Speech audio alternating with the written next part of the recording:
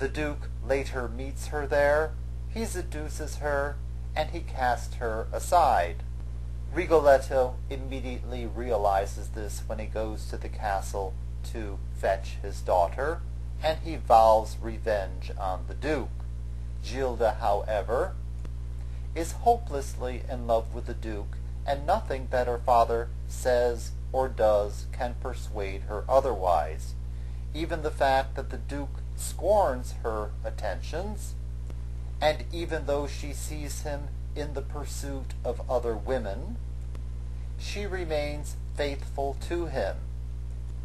Rigoletto's allegiance to his lawyer is not quite so strong, however, and he hires an assassin to dispatch the Duke. Basically, the Duke is being lured into a building on the pretext that it is there that he is going to encounter his latest love interest, and the plan is to stab him as soon as he has entered the building. Gilda is aware of the plot, and so she chooses to die in the Duke's place.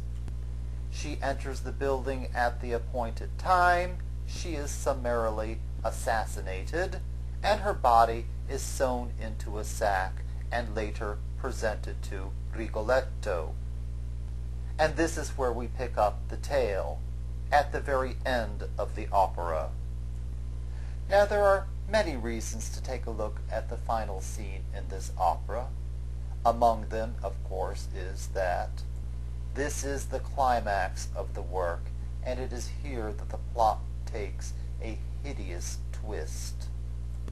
And the other is that it allows us an opportunity to observe a characteristic that you must remember about our composer, Verdi. That is, that Verdi uses all traditional type of operatic music in his dramatic works. We recall that Wagner's operas have no arias in them.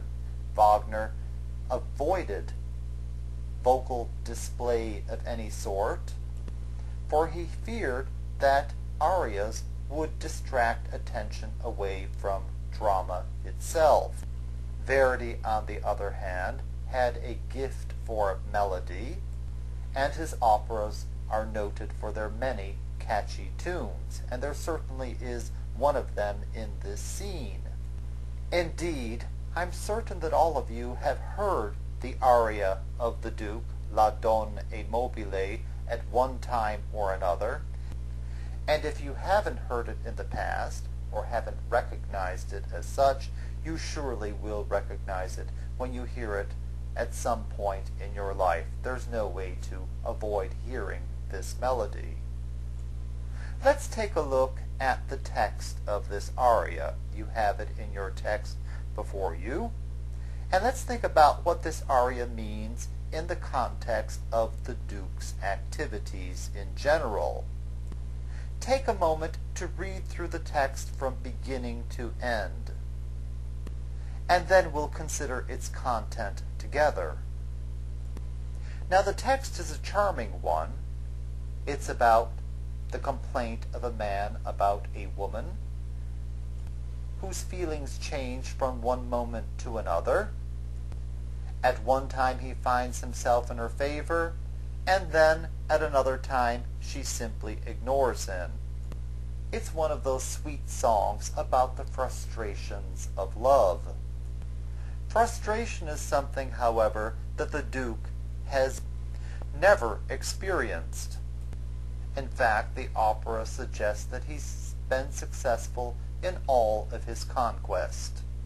And it is not the targets of his affections who are inconstant in their feelings, for it is he whose feelings change from one moment to the next. He flits from one flower to another, never retracing his steps.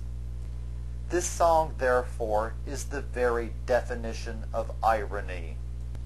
And when you next hear this aria, I want you to remember the hideous context in which it is sung. Let's take a look at the partial libretto of this scene that you have before you. We pick up the drama right after Rigoletto has taken delivery of the body.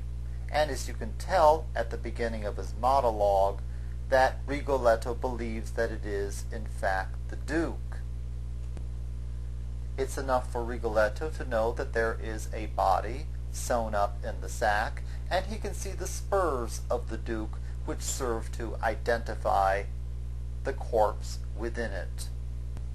Since Rigoletto is basically narrating the situation, Verdi uses the simplest type of operatic music, that is recitative, and there's no mistaking this type of operatic music in this scene. You all know exactly what a recitative sounds like. It's simple, it's syllabic, etc. When Rigoletto pauses to gloat about his accomplishment, however, the music switches from simple recitative to arioso. And this happens when he says, "Look at me now, O world," and then he points out the fact that he is a mere jester, that the Duke is a prince, and that the Duke is lying at his feet. And he rejoices out loud at the end. Now, if you take a moment to listen to the music, you will see that this segment of the scene is far more song-like than the rather speech-like song that has preceded it. This is one of those arioso sections, something that is a step above recitative, but is not yet a real song. Rigoletto returns to recitative immediately afterward, and he sets about the business of disposing of the Duke's body. As he is doing so, we hear the voice of the Duke in the distance singing the song about the fickle lady. Rigoletto recognizes the Duke's voice, but he imagines that he's simply imagining that the Duke is singing in the distance.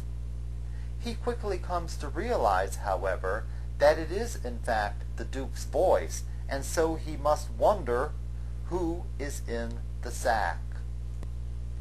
A flash of lightning allows him to identify the body within the sack, and he realizes, much to his horror, that it is his daughter.